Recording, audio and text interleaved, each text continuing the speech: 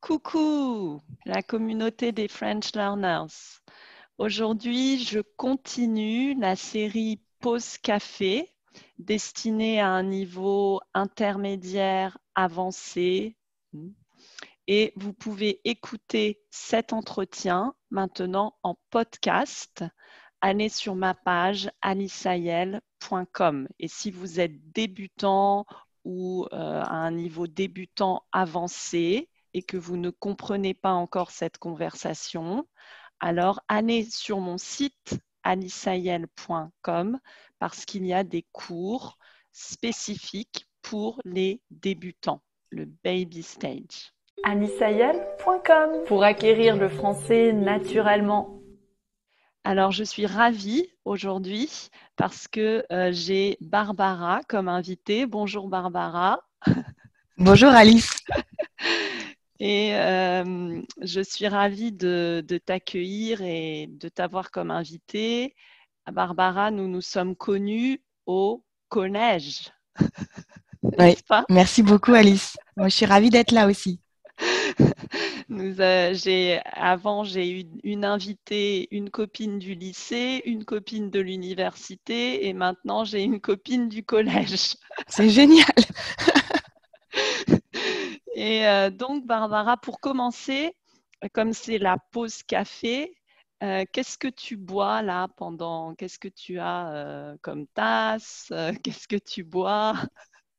Alors moi, je suis tout le temps avec une tasse que j'aime beaucoup qui vient d'Autriche, bien sûr, Ah, parce que mon conjoint est autrichien et que on aime beaucoup se promener dans les montagnes autrichiennes. Et donc, c'est la Gmunden Céramique. Donc, c'est une tasse en céramique avec les petites fleurs des Alpes. Voilà. tu Et peux je bois du approcher de café. la caméra, s'il te plaît, parce qu'on ne voit pas très bien les fleurs. Ah oui, Voilà. ouais, ouais, c'est très joli, très joli. Mm. Et donc, Voilà. tu Donc, bois c'est à du café? Gmunden.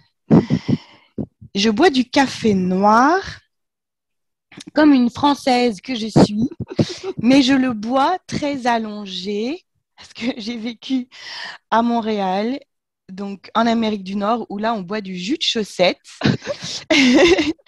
Et c'est bizarre, mais j'aime beaucoup le jus de chaussette. Du coup, je me prends des grandes tasses de café très, très dilué. Ah, donc allongé, oui, ça veut dire dilué avec de l'eau. Oui. Et en effet, moi, je dis toujours à mes élèves, je parle toujours du jus de chaussette parce que j'ai beaucoup d'élèves américains. Et Ah donc, je oui. leur dis, non, ce que vous buvez, ce n'est pas du café, hein. C'est du jus de chaussette. Mais toi, donc, ça, c'est intéressant. Barbara, tu es allée à Montréal pour quelle raison? Moi, j'ai fait mes études, je suis orthophoniste et j'ai fait Mm. mes études à Paris. Et puis ensuite, je suis partie à Montréal pour continuer mes études et travailler là-bas. Mm. Donc, j'ai vécu là-bas pendant 4 ans. Et voilà. Et Et on se comme promène là-bas toujours avec un mug de café qui dure toute la matinée. oui, c'est vrai, J'ai c'est gardé le cette habitude. et à Montréal, le français de Montréal est un peu différent, bien sûr, du français de France. Est-ce que pour toi, Oui. heu, comment a été ton expérience? C'était difficile à comprendre ou comment c'était? Oui. Pour moi, au début, donc j'étais à l'Université de Montréal, c'était très difficile à comprendre. Mais ce qui était drôle, c'est que quand je redemandais de répéter, en fait, les Québécois me trouvaient que c'était moi qui avais un très fort accent. Ah! Donc, selon la personne qui parle, en fait, on avait chacun des accents très forts. Mais voilà, au bout d'un moment, l'oreille s'habitue complètement Mmh. et je me suis mis après à parler avec l'accent québécois, oui. Ah oui, tu as pris l'accent québécois au Au bout bout de d'un 4 moment, ans? oui. Oui, au bout d'un moment, en tout cas, il y a des pointes, il y a des mots, peut-être pas pour tout, mais au bout d'un moment, oui. Mm, Ah! Et est-ce que ça le vient. vocabulaire est aussi différent? Il y avait des mots que Oui. tu ne comprenais pas au début? Tu peux Oui, il y nous a des mots donner qui des sont exemples? complètement, ah oui, oui, on va dire, plutôt que les pieds de la chaise, on va dire les pattes de la chaise. Il y a beaucoup de diphtongues, hein, Ah! c'est I au lieu de est. La syntaxe est différente. On va dire tu veux-tu du beurre pour est-ce que tu veux du beurre ou veux-tu barrer la porte? Donc, barrer, c'est fermer, en référence avec autrefois, on fermait les portes avec des grosses barres de bois. On dit tu piges une carte au lieu de tu pioches une carte, si on veut jouer à un jet de cartes. Donc, il y a comme ça pas mal de mots qui sont différents. Mais c'est drôle. Ouais, c'est très intéressant, je trouve. Et nous, on utilise piger. Tu as pigé pour tu as compris en français, n'est-ce pas? On dit Oui, est-ce que tu as pigé? oui, Tu as compris. Mais eux, ils disent tu piges, tu prends une carte, tu pioches oui, une carte dans un jeu de exactement. cartes. Oui. Intéressant. Mm, mm, mm. J'avais aussi entendu, parce que j'ai eu un entretien avec Hélène Cormier, qui est québécoise, Oui, et elle expliquait que le A avec un accent circonflexe, eux, ils le prononcent encore très bien, en fait. Ils disent des oui, pâtes pour manger. exactement. Et nous, on dit des pâtes. Et elle disait quoi? Des pâtes d'une chaise, justement.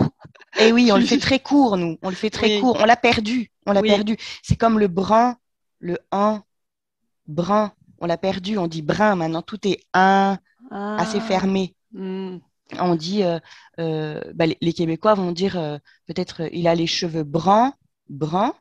Donc ça, c'est vraiment la génération de nos grands-parents. Mais nous, à notre génération, on a hmm, perdu ce brun qui est hmm, un petit peu arrondi.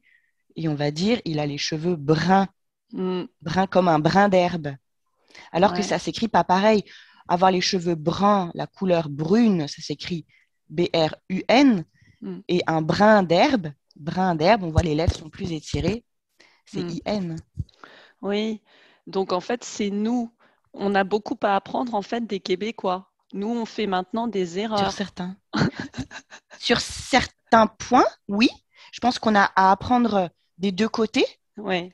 parce que il y a parfois des syntaxes chez eux qui sont bien influencées par l'anglais et que Ah, nous, on a pu conserver notre syntaxe française. Euh, ils n'utilisent pas souvent, bon, j'ai rarement entendu le don, hmm, euh, d'accord. l'histoire Donc, dont je t'ai parlé hier. Et ils vont dire l'histoire que je t'ai parlé hier. ah oui, et ça, c'est anglais, oui. C'est the Voilà. story that. Or, Oui, oui. ah ouais. Hmm, Et ensuite, il y a aussi une dynamique, je pense, à chaque langue, et le québécois évolue aussi de manière indépendante avec hmm, il y a tous les dialectes aussi qui se mettent hmm. en plus. Hein, quand je demande tu veux-tu du beurre, ça, c'est une syntaxe qui est vraiment propre au québécois, hein. Mais c'est Oui, complètement du langage parlé d'ailleurs, c'est pas du langage écrit. oui. Je n'écrirais pas ça, oui. Non, Pour moi, ça on peut pas. serait du mauvais français, oui. Oui, oui, oui. Voilà. Ah, très bien. C'est très intéressant de voir ça, mais je pense aussi, comme tu dis, que le français est en train d'évoluer. Je ne sais pas ce que tu en penses, mais j'ai l'impression que le français est en train aussi de beaucoup s'angliciser. Qu'est-ce que tu Oui, en penses? ah, oui, oui, oui, absolument. Absolument. Mhm. Mm, Mais de toute façon, toutes les langues évoluent. mm, On est des êtres vivants et la langue est donc vivante mm, et évolue et n'a rien à voir avec les langues. Après, je ne suis pas historienne des langues, donc mm. ce serait intéressant de voir vraiment l'évolution voilà, depuis le départ, mais le code évolue, ah oui, oui, oui, en fonction là aussi des circonstances environnementales. Euh, le, le, tout ce qui est Internet introduit des jargons et des nouveaux mots Mm. dans notre vocabulaire qu'on n'avait pas du tout avant. Ouais. Et Les maintenant, bugs, qu'est-ce qu'on va dire, les chats, les, et l'anglais qui est quand même une langue très très fonctionnelle ouais. est bien utile pour tous ces mots de vocabulaire. Ouais, tu as raison. L'anglais, pour moi, c'est une langue très concrète, très, comme tu dis, fonctionnelle. Pour le marketing, c'est super l'anglais. j'adore l'anglais pour le marketing, pour le commerce, pour l'Internet. Mais le français, j'aime le français pour, oui, les choses abstraites.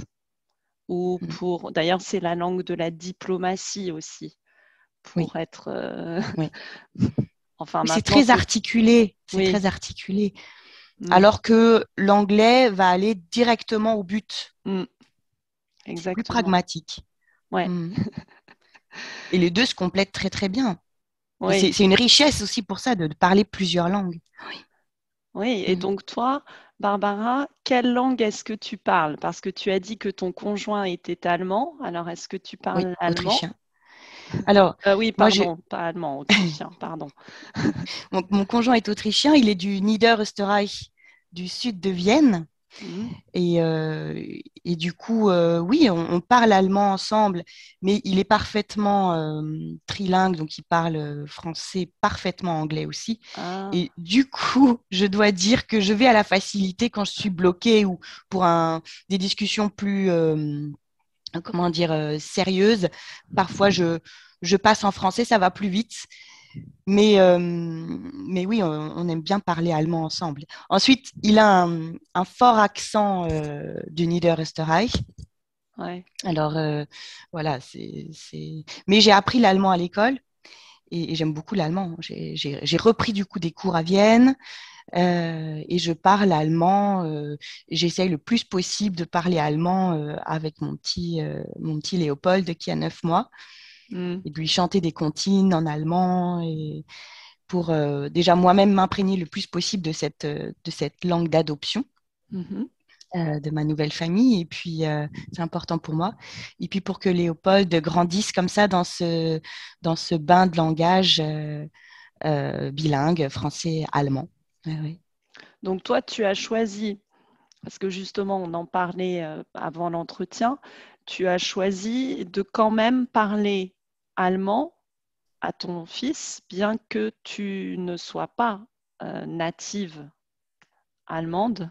Oui. Comme on le disait précédemment ensemble en privé, il y a des parents qui choisissent, bon, moi, comme je suis française, je vais parler seulement français à mon enfant pour ne pas le mélanger. Alors toi, pour ne pas mélanger les langues dans son sein, qu'est-ce que tu en penses, toi? Alors, moi, je pense qu'il n'y a aucun risque et que le bilinguisme et le plurilinguisme n'entraînent pas. Donc ça, c'est vraiment les études ont montré que le bilinguisme, le plurilinguisme ne va pas entraîner de troubles du langage. Un enfant, quand il naît, est capable de discriminer tous les sons qui l'entourent. Et au fur et à mesure, il perd cette pluripotentialité de discrimination universelle des sons. Donc ça commence vers 6 mois, puis jusqu'à l'âge de 3 ans, il va perdre cette capacité à discriminer tous les sons qui l'entourent pour discriminer seulement les sons qui sont pertinents à sa langue et à son milieu, dans le but, on comprend bien, d'adaptation. D'adaptation à son milieu. Donc, au départ, le cerveau est capable de tout prendre, et puis petit à petit, il fait une sélection, il va inhiber les sons qui ne sont pas pertinents à sa langue pour garder que ceux qui sont pertinents et qui puissent lui permettre de fonctionner dans son milieu. Voilà. C'est une question de survie aussi, en fait. Bien sûr, d'adaptation. Voilà. Ouais. L'être humain s'adapte tout le temps, tout le temps. Mais... Donc, il n'y a pas, au départ, il n'y a pas de difficulté. L'enfant, tu vas l'exposer à une langue, puis à une autre, puis à une autre. Il va faire le tri. Après, le défi, ça va être de l'exposer suffisamment dans chaque langue pour qu'il puisse construire un code langagier équilibré dans chaque langue. Et ça, c'est un défi parce qu'on manque de temps, tout simplement. Parce que tu disais, oui. Pardon, tu disais que justement, tu me disais avant qu'il fallait qu'on passe 30% du temps dans une langue chaque jour minimum. Oui. C'est ça? Oui. Oui, oui, oui. Donc, 30% du temps à faire entendre donc, euh, tout le vocabulaire nécessaire à la vie courante, Mm. euh, à associer cette langue à des émotions positives, à des émotions du vécu de l'enfant, l'utiliser voilà, pour des vraies situations de communication, des vrais besoins de communication, euh, donc régulièrement, quotidiennement. Mm. Voilà. Oui. Donc, en effet, on peut pas, par exemple, un enfant, il peut pas apprendre 5 langues d'un coup. Hein, c'est pas Mm. possible. Mais il pourra avoir 2 langues maternelles, il pourra avoir une langue de scolarisation, Mm. et au fur et à mesure, ces 2 langues maternelles vont être bien équilibrées et sa langue de scolarisation aussi, ce qui fait qu'il pourra faire des passerelles et Mm. acquérir d'autres langues encore. Mm. Et d'ailleurs, plus un enfant connaît de langues, plus il va avoir des facilités à apprendre une nouvelle. Mm.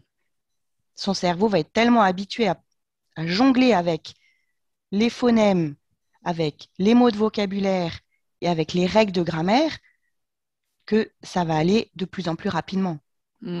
Et en effet, plus l'enfant est jeune, enfin, plus il est exposé jeune aux langues, plus il va acquérir cette flexibilité Mm. mentale, comme on dit, cette capacité à jongler, à passer d'une langue à l'autre, d'un son à l'autre, Mm. voilà, Mm. avec facilité. Ça, et ça jusqu'à la puberté. Voilà, on peut dire qu'à partir de 15 ans, le langage est installé un peu comme chez l'adulte, et là, le cerveau est un peu plus cloisonné. C'est tout à Mm. fait possible d'être bilingue adulte, hein, mais ça Oui. va demander des aménagements différents, Mm. des organisations, parce que le cerveau sera moins flexible, sera moins souple, il y aura plus de filtres. Ouais, c'est ça. Voilà.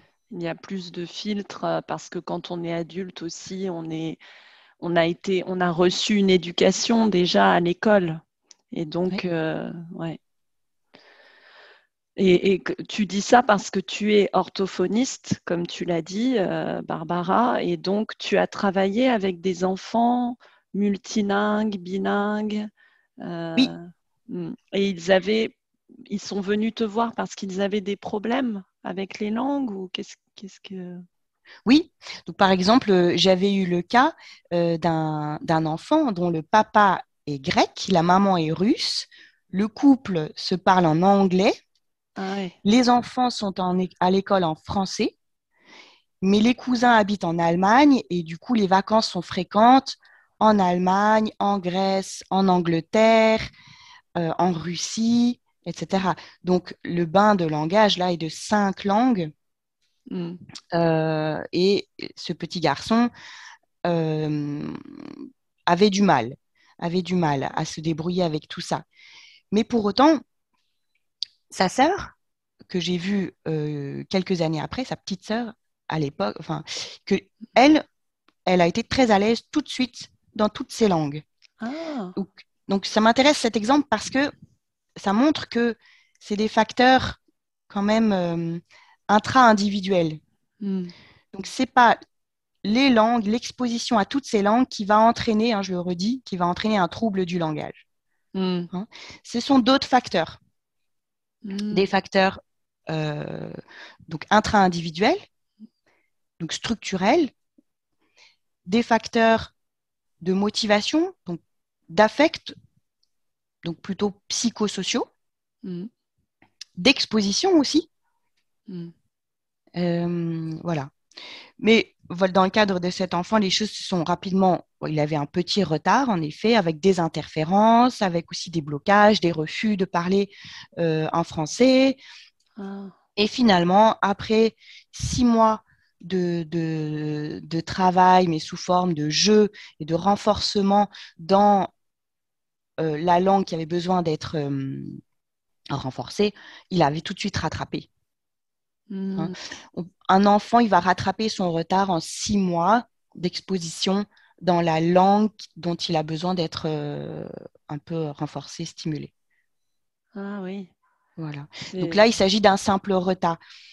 Quand il y a quelque chose d'un peu plus structurel, on appelle ça un trouble primaire du langage, où là, vraiment, le cerveau a des réelles difficultés à acquérir un code, quel qu'il soit, un code abstrait langagier. Autant les images, aucun problème, autant le code de la langue et de l'encodage du phonème en unité langagière, puis ensuite en mots, puis en combinaison de mots pour faire des phrases. Voilà, ça peut être très difficile chez ces personnes qui souffrent de ce trouble-là, mais c'est un trouble qui n'est pas provoqué par l'exposition à différentes langues, c'est un trouble structurel, c'est un problème neurophysiologique, quasi, on pourrait dire. Donc, tu veux dire que l'enfant, il peut reconnaître des images, c'est ça? Il n'a pas de problème à Donc, chez ces enfants-là, ils sont très visuels.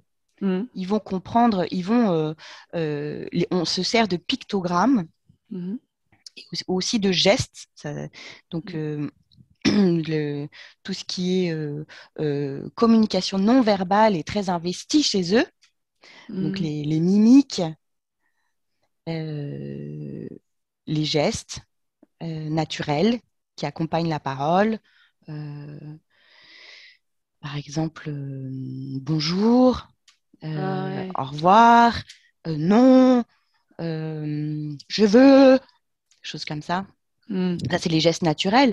Après, on pourra les aider avec des codes, des gestes plus universels qui se rapprochent un peu de la langue des signes pour les personnes malentendantes. Mais voilà, ça, c'est encore tout un autre monde. En tout cas, ce sont des personnes qui vont réussir à apprendre le code langagier abstrait par des images qui sont du coup plus concrètes pour eux. Donc, ils vont pouvoir associer des sons, des mots à des images parce que leur cerveau ne fait pas le lien directement. Alors que chez un tout venant, quelqu'un qui se développe, qui n'a pas de trouble développemental et qui se développe sans problème, l'exposition aux langues ne va pas entraîner de troubles. Il va faire la part des choses directement et les liens qu'il faut. Et très rapidement, très rapidement. Donc concrètement, ces enfants qui ont des troubles langagiers, tu leur montres une image et tu associes un son avec l'image. Oui. C'est ça concrètement? Oui. D'accord. C'est très intéressant, je pense. Ouais. Même pour ceux qui, pour les adultes ou qui peut-être qui sont en train d'acquérir une langue et qui ont des... Ça peut être aussi intéressant, je pense. Par exemple, moi, j'associe aussi les gestes avec les mots de vocabulaire pour qu'ils internalisent le vocabulaire. Je ne sais pas si on dit internalize. Oui. Oui, c'est parlant. Ça aide à internaliser, en fait, d'associer un mot avec un geste. Je pense que le cerveau... Ah oui. On est multi-sensoriel, donc tout ça, ça aide à encoder, donc ça aide à mémoriser. Donc le geste, l'image, il pourrait y avoir la musique de la langue. Alors, ce qui serait drôle, c'est l'odeur. Bon, ça, on ne le fait pas souvent, mais c'est possible de le faire. Mais associer une odeur à un mot. Oui. Mais voilà, le plus souvent, c'est vraiment les images qui aident énormément à acquérir du mot de vocabulaire. Oui. Parce que, et alors, on va choisir des mots qui parlent aussi au niveau affectif. Chez les enfants, ils vont tout de suite apprendre le chien, tout le vocabulaire des animaux, notamment des bébés animaux, mais aussi la nourriture. Tout de suite, ça les motive beaucoup. Oui. Voilà. Donc ça, ils vont D'ailleurs, j'ai remarqué avec Jeanne, mon bébé d'1 an, dès que je fais des sons d'animaux, qu'est-ce qui fait le chat, miaou, miaou, tout de suite, elle est intéressée. Je vois dans ses yeux que ça Hmm. l'intéresse. Hmm. Alors, est-ce que tu fais miaou dans plusieurs langues? Non, je le fais juste en français. Et toi, tu fais les miaou, miaou en allemand, Oui, oui. En anglais, il est drôle, le cocodoledou, Oui, pour cocorico, pour le coq, oui. corico. Hmm. Ah oui, oui, c'est drôle. D'accord, Alors, à donc, mon sens, plus il y a de sons hmm, différents et plus c'est amusant et plus c'est riche et plus ça ouvre l'esprit. Non, c'est sûr que hmm, c'est vraiment une richesse, le bilinguisme, le plurilinguisme au niveau social, parce que on s'intéresse à des cultures différentes, on s'intéresse du coup à des personnes, aussi à plus de personnes, et puis au niveau cognitif. hmm, euh, on apprend à jongler avec plus de paramètres. hmm, Donc, ça peut être aussi fascinant, intéressant, stimulant. Et au niveau linguistique, on a plus de vocabulaire. Voilà, hmm, c'est une richesse indéniable. hmm. On sait aussi que les enfants qui sont plurilingues ont quand même des facilités à apprendre parce qu'ils sont plus Hmm. habitués à travailler avec beaucoup de paramètres. Ouais, ils sont habitués aussi à des choses au nouveau, à la nouveauté, c'est ça. Oui, oui, Ouais. oui. Ils n'ont pas peur d'apprendre quelque chose de nouveau parce qu'ils sont habitués déjà. Mm. Oui, oui. Mm. Ouais, c'est passionnant tout ça. Ils Et ont souvent un socle phonologique très bon. mm, Ils arrivent mm, à percevoir les sons mm. justement très bien et avoir un accent très précis dans chacune des langues. Ouais, parce que tu as dit que quand on est à la naissance, on accepte tous les sons. Tout. Oui, Donc on n'a pas de filtre. ouais, ces enfants ont moins de filtres qu'une personne monolingue, Ouais. disons. Mais est-ce que tu penses que après, donc à l'âge adulte, est-ce que tu penses que le cerveau, après, une fois qu'il a filtré, il a perdu cette ouverture à tous les sons? Et il a d'autres habitudes, d'autres traces Mm, euh, mnésiques. mm, Euh, donc, ce ne sont pas les mêmes voies en fait qui sont mises en place. C'est pas mm, qu'il a perdu, c'est qu'il s'est organisé d'une mm, manière différente. Donc, on va dire qu'on pourrait émettre l'hypothèse que le cerveau du bilingue ou du plurilingue a développé des tas de connexions pour être alerté et emmagasiner plein de sons différents, mm, alors que le cerveau d'un monolingue va aller que dans une voie mm, et un peu plus binaire. Ça appartient à mon français, par exemple, si je suis française. Ça n'appartient pas. mm, Voilà. Et s'il veut acquérir une autre langue, il va devoir créer d'autres liens. mm, Ce sera moins simultané, moins en arborescence, ce sera un peu plus séquentiel. Il devra passer par le français pour ensuite dire, voilà, en français, c'est chien et en allemand, ça va être der Hund. mm, Ou du coup, c'est chien en français, en anglais, ça va être the dog, etc. mm. Ouais, donc il doit Et ce sera créer plus ces lent, connexions, ouais. Mm, bien sûr. alors que le bilingue, le plurilingue simultané, euh, tout de suite, on va lui présenter un concept. Il va avoir l'image chien. Mm, Les deux mots ou les trois mots vont quasiment s'allumer en même temps. mm, mm, C'est pour ça que quand il va parler à une personne, mettons une personne qui est anglaise, ça va aller directement. Il ne va pas devoir se dire, ah là, je parle à la personne anglaise, donc ça c'est le chien, donc je vais lui dire the dog. Ça mm. va être d'emblée tu vois, alors un bilingue séquentiel, il va devoir souvent passer par la traduction. Qu'est-ce Puis que c'est ensuite, il un va y avoir bilingue séquentiel? c'est-à-dire quelqu'un qui a appris une langue, puis une autre, mais plus tard. Ah, ok, pas en même temps. Pas en Comme même temps. Il n'est pas exposé en même temps. Ça ne va pas être ses 2 langues maternelles ou ses 3 langues maternelles. Ça dépend. Ok. Du coup, il devra passer toujours par une traduction. Enfin, toujours, non, j'enlève le toujours, mais ce sera un peu plus lent au départ jusqu'à ce qu'il... ça va dépendre de sa situation. Si cette personne, mettons, francophone, va habiter pendant 15-20 ans en Angleterre et faire des interactions sociales pendant 10 ans, 15 ans, là, à ce moment-là, il y aura un automatisme et il y aura un bilinguisme quasiment qui deviendra simultané. Tu vois, et parce qu'il y aura des automatismes. Qui ne sera plus séquentiel, mais simultané. Ouais. Voilà, à cause de l'exposition. Et des interactions sociales qui sont tous les jours. Ouais. Et comme tu as dit, ça, je l'ai bien intégré. Ça, c'est très intéressant. Donc, tu as besoin de 30% d'exposition par jour. Ouais, c'est quand même pas langue. mal. Hein. Ouais. Et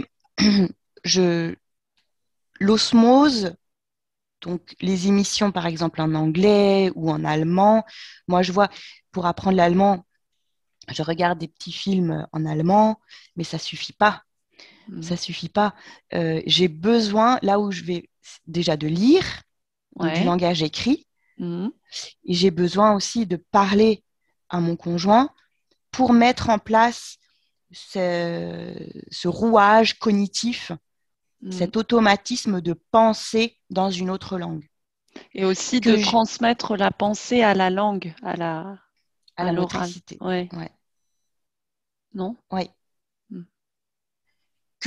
Cet automatisme que j'ai acquis en anglais, là je vois. Parce que donc à Montréal, j'ai travaillé en anglais, mais ce qui m'avait beaucoup aidé, c'était que j'avais quand j'avais 14 ans, j'avais passé un trimestre dans une école en immersion complète en anglais. J'avais vraiment eu mes cours là-bas, des examens là-bas, etc. Et ça m'avait complètement aidé à créer un automatisme. Voilà. Donc, je pensais en anglais à la fin de mon séjour, je rêvais en anglais. Oui. Et on peut dire que quand on commence à rêver dans une autre langue, ça y est, les automatismes sont là, quoi. Ouais, ça, c'est sympa. Je rêve pas encore en allemand. Mais parfois, je me réveille avec un mot. Ah, tiens. Ouais, déjà, ça commence, donc. Ça commence. Mais voilà, l'osmose n'est pas suffisante. Il faut des interactions sociales quand même pour pouvoir parler une langue. Oui, au bout d'un moment, il faut avoir ces interactions sociales. Tu as raison. Pour communiquer, oui, c'est le but, pour communiquer, oui. Parce c'est des langues vivantes. Exactement.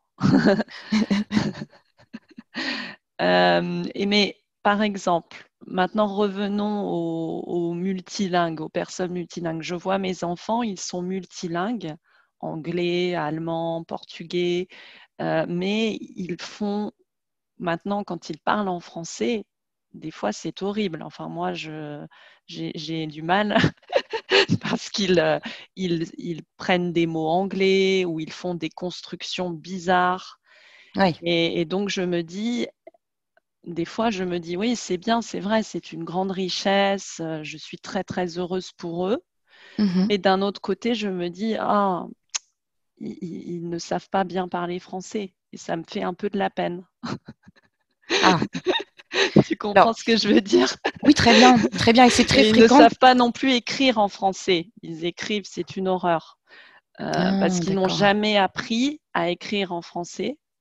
Et donc, ça me fait un peu de la peine de voir qu'ils n'auront pas cette maîtrise de la langue française comme moi C'est un bon point que tu soulèves. En effet, c'est une question très fréquente chez les parents qui viennent consulter en orthophonie pour leurs enfants. Donc, ce qu'on appelle le code switching Mm. ou le transcodage. Mm. Donc, déjà, il faut rassurer les parents, c'est pas grave et ça montre la capacité du cerveau de passer d'une langue à l'autre. Mm. Donc, cette Mm. flexibilité mentale. Mm. Et ça montre aussi la capacité de l'enfant à puiser dans toutes ses ressources pour communiquer. Mm. Donc, au niveau du langage oral, c'est bien normal. C'est bien normal. Mais en effet, pour l'exigence qu'on a de bien parler une langue, et chacune des langues, Mm. il va falloir travailler un petit peu. Mm.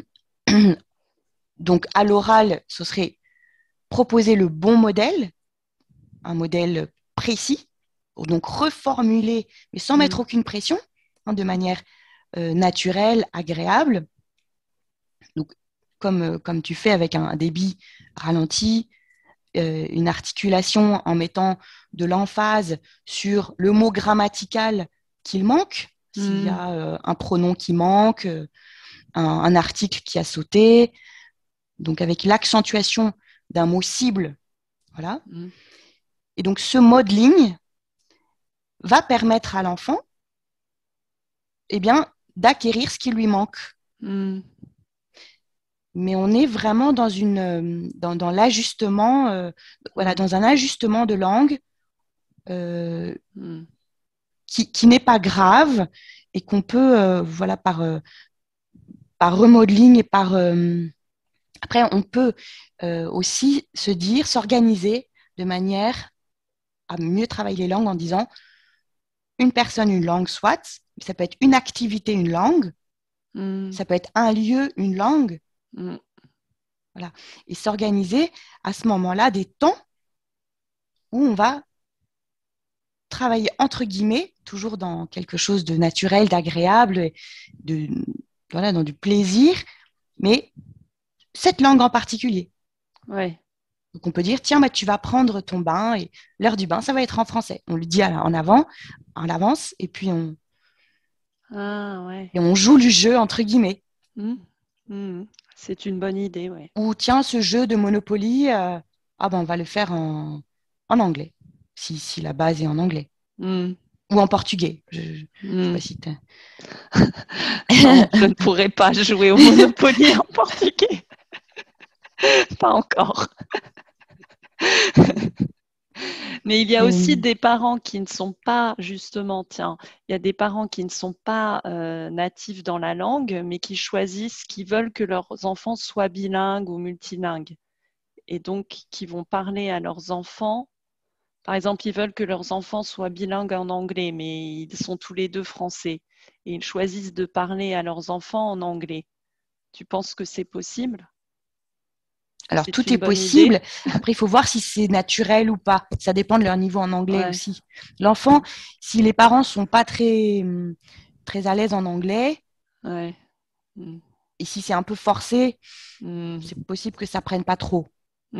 Parce qu'il ne faut pas oublier que la communication, c'est naturel. C'est quelque chose pour rentrer en contact avec quelqu'un et ça ne doit pas être artificiel. Ouais. Voilà. Donc, si on sent que c'est un petit peu forcé, que c'est on doit et contraint, c'est pas impossible, mais c'est plus difficile, je pense. L'enfant, il pense pas aux mots qu'il va utiliser.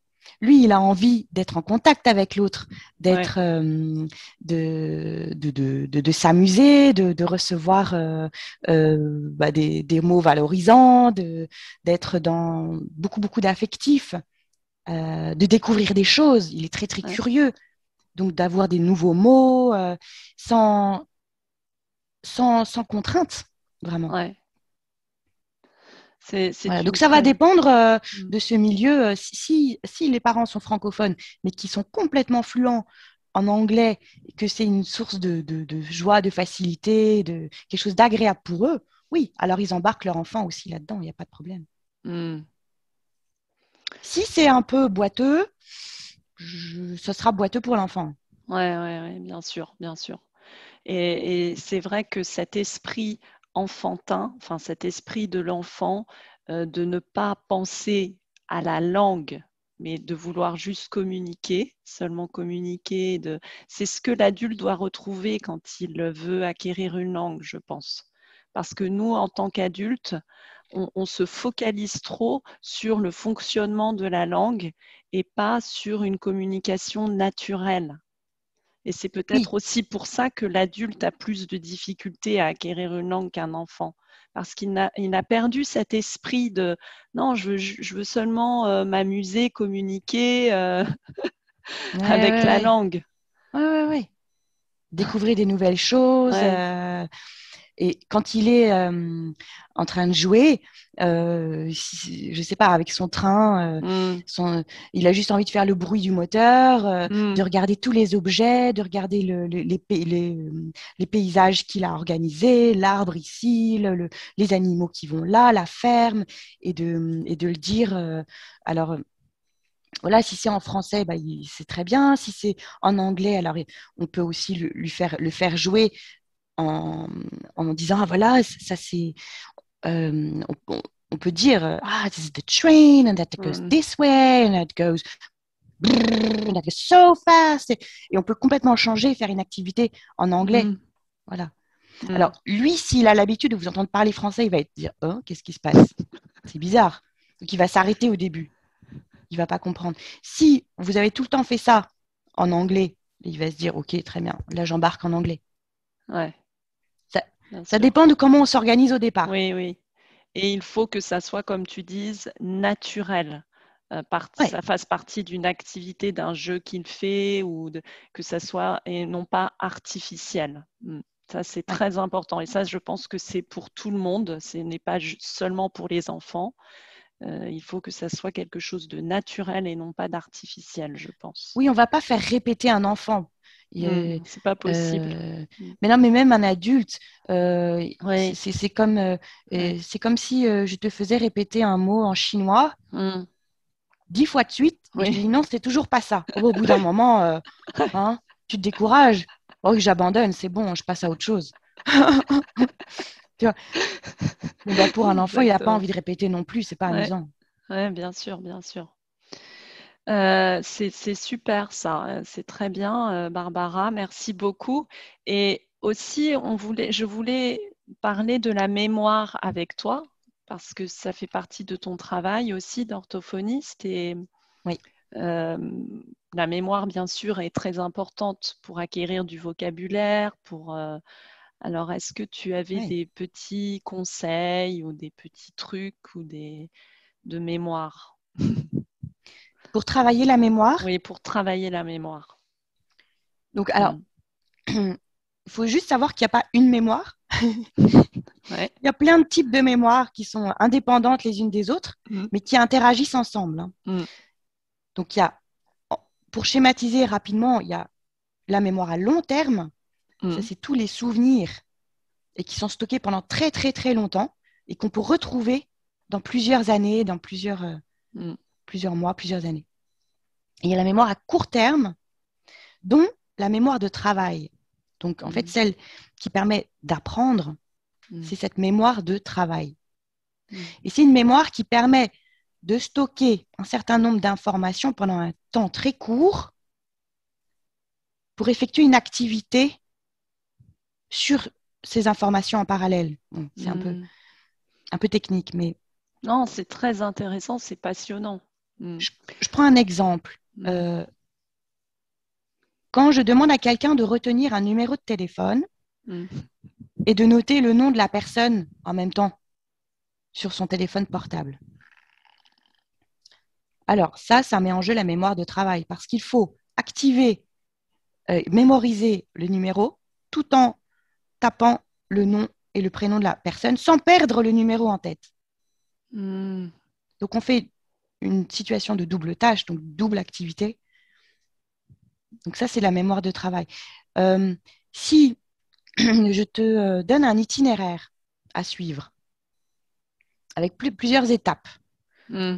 ça, c'est la mémoire de travail. C'est-à-dire que tu vas te dire, tu vas mémoriser 5 ou 6 étapes Au bout de la rue, tu tournes à droite, puis au magasin, à l'épicerie, tu tournes à gauche, puis au feu, nanana. Donc, tu vas pouvoir encoder, je ne sais pas, 5 à 7 unités. La mémoire de travail chez un adulte, c'est à peu près une moyenne de 5 plus ou moins 2 unités. C'est pas beaucoup, hein, en Non, fait. non. Mais c'est une moyenne.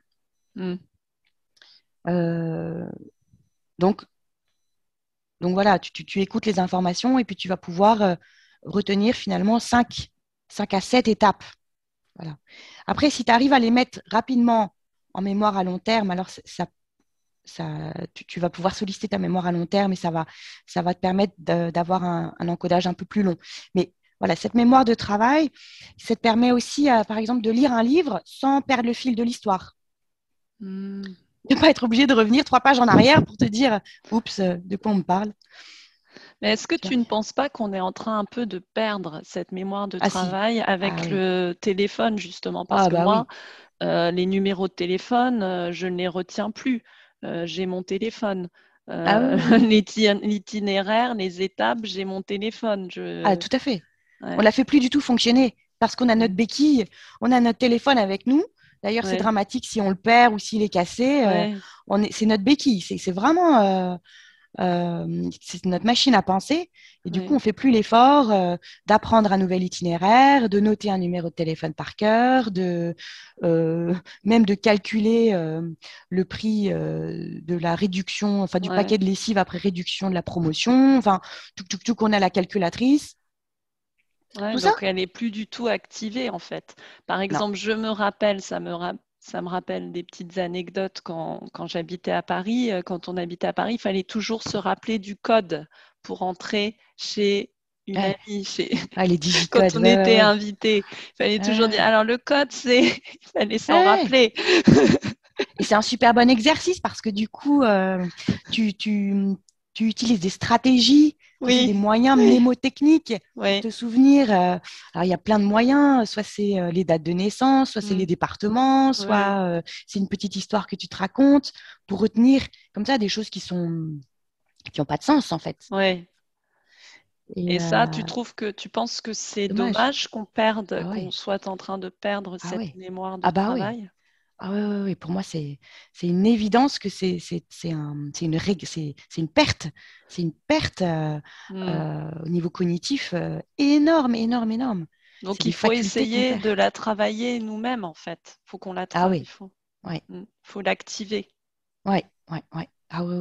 Par exemple, quand on écoute une émission ou quand on va dans un musée, c'est bien de se redire, tiens, qu'est-ce que j'ai vu, de revenir avec au moins 3 noms de peintres ou d'œuvres et de pouvoir en reparler.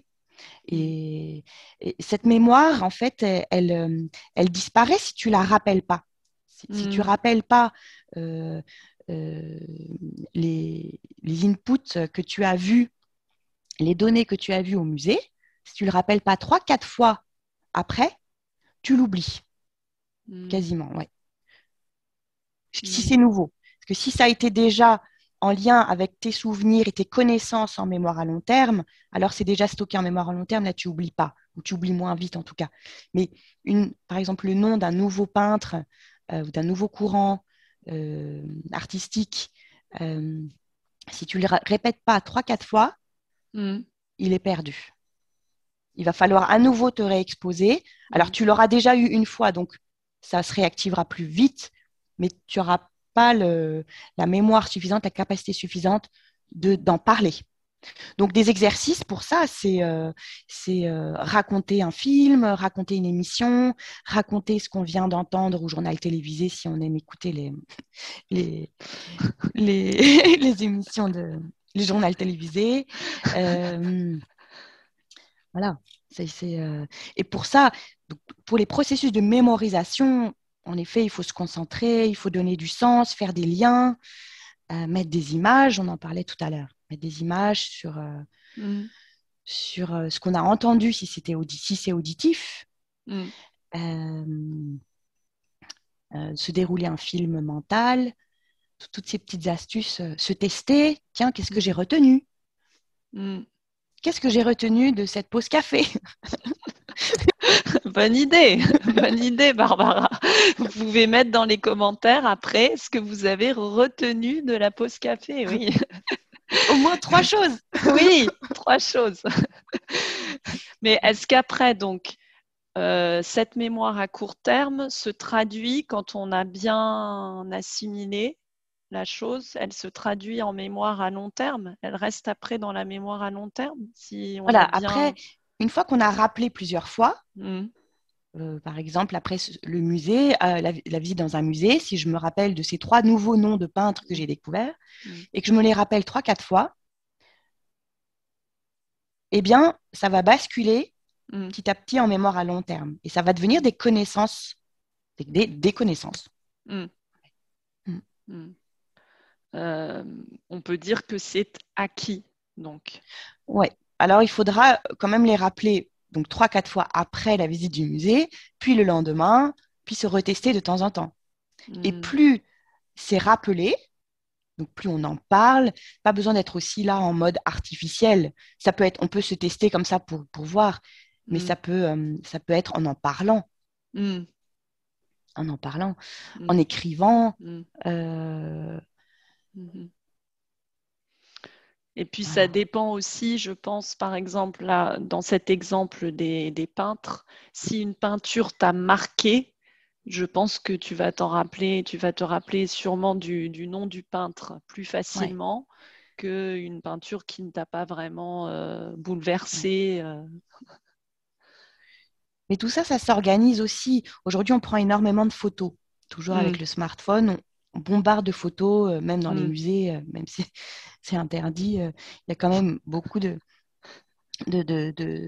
enfin, ce comportement est quand même très, très souvent observé. On bombarde de photos tout ce qu'on voit. De peur d'oublier, justement. ouais, ouais, Et on se dit, ah bah c'est bien, c'est dans la boîte. Comme ça, si jamais je veux m'en rappeler, c'est là. ouais, Sauf qu'après, par manque de temps, on est pris par la vie, puis on n'a jamais mm, le temps vraiment de s'y remettre. Mais voilà, si c'est utilisé de manière à stimuler la mémoire, c'est un outil intéressant. ouais, Si c'est dans la boîte et puis on l'oublie et puis on ne rappelle plus ces informations, c'est perdu. Hein. mm, Donc, moi, je dis parfois, c'est pas mal de faire sans, de pas de prendre de photos, de vivre le mm, moment présent, mm, mm, vraiment en pleine conscience, de mm, profiter. mm, Et plus on est conscient au moment, plus ça mm, s'imprègne, mm, plus ça s'imprègne. Et là, le cerveau va faire des tas de liens euh, avec ce qu'il connaît déjà. Et, mm, euh, et pareil, pour rappeler un souvenir, plus on est disponible et plus on est détendu, plus le mm, souvenir va revenir. Plus mm, on est tendu, crispé, moins, pas plus ça va être difficile. Donc il y mm. a aussi toute une posture Bien sûr. pour aider à la mémorisation et le rappel Mm, de l'item mémorisé. mm. Ouais. Ça, Et la c'est… respiration aide aussi beaucoup.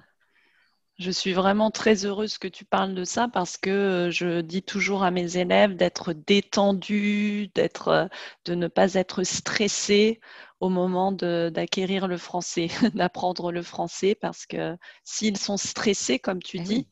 ils ne vont pas mémoriser les nouveaux mots, les nouvelles structures. Alors Le il y a le cerveau bon se stress bloque. mobilisateur Oui, oui, oui, qui donne ça de c'est vrai. l'énergie et de la Oui, motivation pour oui. justement être en alerte et aller prendre ce qu'il nous faut. Mais en effet, il y a l'autre qui est complètement saturant, quoi, Mm, qui est bloquant. oui. Ah, très bien, ouais. C'est vrai que moi, j'essaye de ne plus utiliser de ne pas bombarder de photos. Enfin, j'essaye parfois, oui, quand je vais dans un musée ou quand je fais une balade, je me dis non, là, je laisse mon appareil, mon téléphone. Je ne vais pas prendre de photos Oui, et je fais une pause photo, exactement. une Ouais. pause téléphone. J'essaye de faire ça de plus en plus, comme tu dis, pour vraiment apprécier le moment présent, le moment de la balade, le moment de la visite. Mm. Mais c'est vrai qu'aussi, avec ce qui s'est passé là, la situation actuelle, bon, on a envie de prendre des photos pour sa famille aussi, pour les Ah oui, envoyer à sa famille. Alors, on est un peu tiraillés. Mais oui. tu as raison qu'on prend beaucoup trop de photos, hein. Mais c'est bon aussi, hein. Mais juste, je vois au niveau de la mémoire que vivre quelque chose en pleine conscience et en respirant et en lâchant prise, ça a beaucoup plus d'efficacité Ouais. que quand on est à toute vitesse dans plein de directions possibles, Mm. même si aujourd'hui on a tendance à être dans un monde multitâche Ouais. qui nous demande d'être multitâche. Ben, on va terminer cet entretien sur cette pensée, oui, d'apprécier le moment présent, d'être Ouais, détendu. si on peut. C'est très gentil, Barbara, d'avoir pris le temps de faire cet entretien. Est-ce que Ça tu m'a fait veux, plaisir. moi aussi, beaucoup, est-ce que tu veux terminer avec peut-être soit un livre ou une citation ou quelque chose pour le mot de la fin, disons? Ah, j'ai une citation que j'aime beaucoup, Oui. que vous connaissez sans doute, de Nicolas Boileau. Mhm. Ce que l'on conçoit bien s'énonce clairement et les mots pour le dire arrivent aisément. Ah, j'aime beaucoup, oui. J'aime beaucoup cette expression, surtout en ce moment, parce qu'on utilise beaucoup de mots, je trouve, qui ne sont peut-être pas si clairs. Est-ce que tu peux répéter, parce que comme on a beaucoup de d'apprenants, tu peux répéter cette citation et puis je vais la mettre dans la description aussi. Mm. Oui, ce que l'on conçoit bien s'énonce clairement et les mots pour le dire arrivent aisément. Donc, en fait, il faut être compréhensible, clair. C'est un Ce peu ça, qui est hein. bien clair dans sa tête Ouais, va du coup être dit clairement. exactement. Mm. Très bien, c'est parfait, Barbara. Merci beaucoup. Merci à Euh, toi. Mettez dans les commentaires si vous avez aussi une famille multilingue, comment vous faites aussi pour garder votre mémoire de travail, pour activer votre mémoire de travail. Si vous avez des petits trucs aussi, mettez-le dans les commentaires, partagez. Et merci encore, Barbara, pour cet entretien passionnant. Au revoir, à bientôt. Au revoir.